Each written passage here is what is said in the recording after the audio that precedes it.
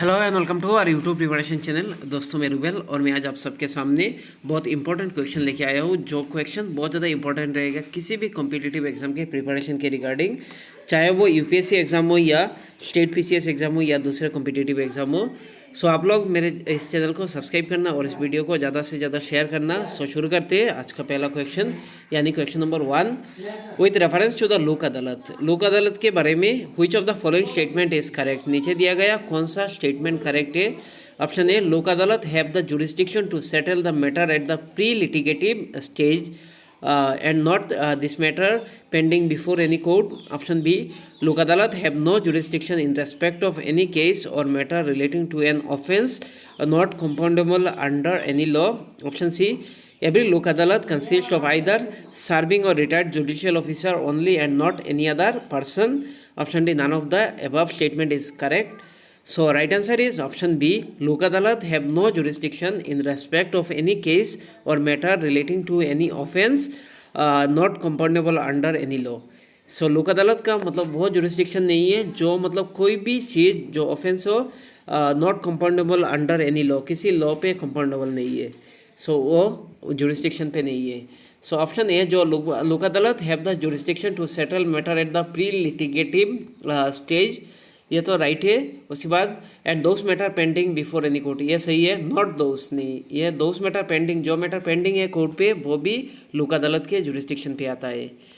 और जो option C में बोला गया एवरी लोक अदालत कंसिस्ट ऑफ आइदर सर्विंग और रिटायर्ड जुडिशियल ऑफिसर, वो जुडिशियल ऑफिसर जो रिटायर्ड और सर्विंग वो चेयरमैन रहता है। उसके बाद मेंबर में रहते मतलब लॉयर्स रहते या सोशल वर्कर भी रहते हैं।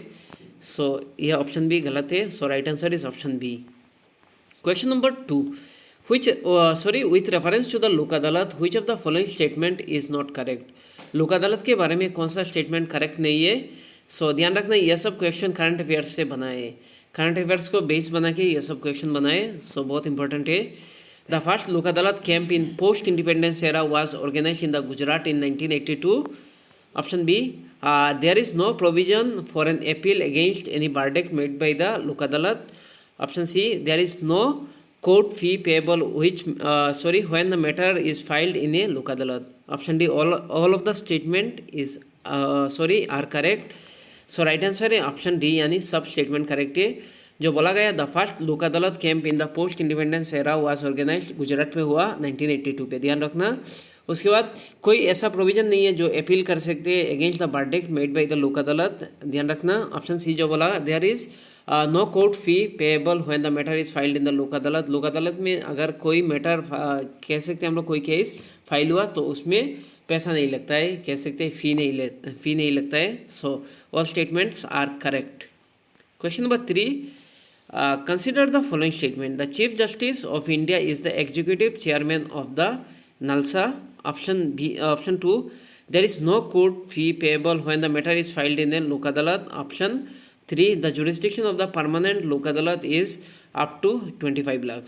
सो कौन सा राइट आंसर है। सो इसका राइट आंसर है ऑप्शन 2, यानी only 2 is the right answer. There is no court fee payable when the matter is filed in a Lok Adalat. और इसमें जो बोला गया लोक Adalat is up to 25 lakh नहीं है, इसमें 1 करोड़ है, ध्यान रखना। क्वेश्चन नंबर 4, एक भारत श्रेष्ठ Bharat was launched in 2015 with an aim to build sustained and structured cultural connection between the peoples of different regions. Option number 2, it is an initiative of the Ministry of Education। ऐसा question आता है मतलब जो ministry है उसके बारे में भी पूछा जा सकता है। So right answer is option C, यानी both 1 and 2 is the correct answer. Ek Bharat श्रेष्ठ भारत वाज लॉन्च इन 2015। इसमें मतलब स्टेट और यूटी कह सकते हैं हम लोग, स्टेट या स्टेट और यूटी को मिला के एक पेयर बनाया जाता है 1 साल के लिए। उसके बाद कोई इनोवेटिव अगर कोई स्टेट करता है वो शेयर होता है दूसरे के साथ। सो ऐसे मतलब कह सकते हैं हम लोग एक साथ मिल के कोऑपरेटिवली मतलब किसी भी एक गोल पे पहुंचा जा सकता है। So it is an initiative of the ministry of education, ध्यान रखना। Question number 5, consider the following statement regarding the metaverse. Metaverse बहुत न्यूज़ पे था, सो ये बहुत इंपॉर्टेंट है question. Number 1, metaverse is a parallel virtual world where user can have different identities. Possession and character. ध्यान रखना, इसमें मेटावर्स एक पैरेलल है जिसमें virtual world where user can have different identities रहता है, पोसेशन रहता है, कैरेक्टर्स रहता है। Number 2, Facebook is the only company which has built a metaverse. Option number 3, service could be offered virtually in exchange for the virtual asset or cryptocurrencies. Number 4, interoperability is key to the success of metaverse. So इसमें right answer है number 1, number 3, number 4। मतलब number 2 गलत है, मतलब Facebook is the only company, ये तो गलत है, सरासर गलत है। सो राइट आंसर है number 1, number 3, number 4। So right option is option C is the correct answer. Next question देख लेते हैं। Which of the following statement best describe the carbon fertilization. Carbon fertilization कौन सा स्टेटमेंट मतलब best कह सकते हैं डिस्क्राइब करता है। नंबर है increase plant growth due to increase concentration of the carbon dioxide in the atmosphere. Option B increase temperature of earth due to the increase concentration of the carbon dioxide in the atmosphere. Number C increase acidity of oceans as a result of increased concentration of carbon dioxide in the atmosphere. Option D, adaptation of all living beings on earth to the climate change brought about by the increased concentration of the carbon dioxide in the atmosphere.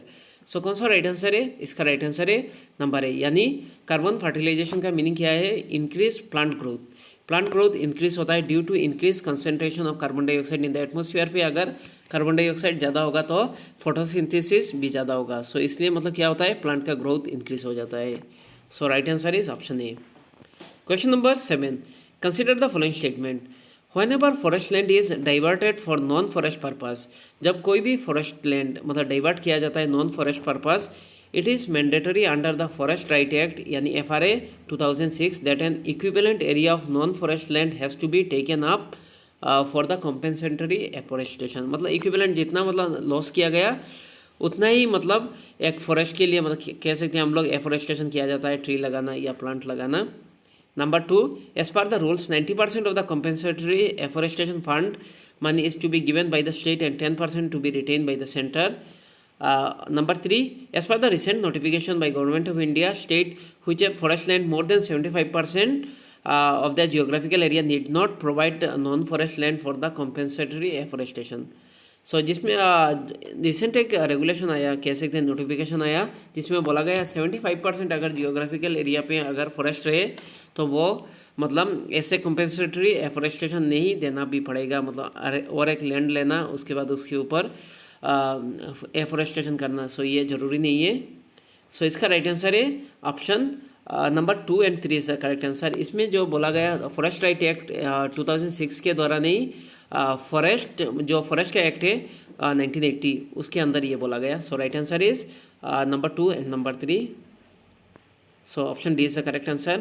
Question number 8, consider the following statement. Preservation of the forest area in the under the forest conservation act has been monitored by the supreme court. ये तो सही है। Number 2, deemed forest refer to the land tract that appear to be a forest but have not been notified so bye the government और in the historical record. सो ये भी correct है। सो deem forest ये मतलब पूरा फॉरेस्ट ही है but it has not been notified by the government in the और in historical record. Number 3, deem forest comprise about 1/4 of the India's forest land. So ये गलत है। Deem forest comprise only 1% of the Indian forest land. So right answer is 1 and 2 यानी option A is the correct answer. Question number 9, in the context of the which one of the following are the terms pyrolysis and plasma gasification mentioned?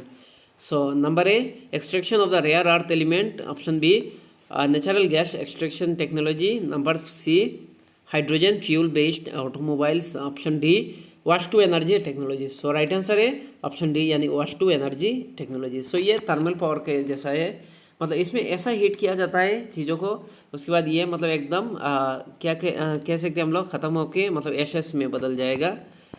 Number 10, with reference to the genetically modified mustard यानी GM mustard developed in India, consider the following statement.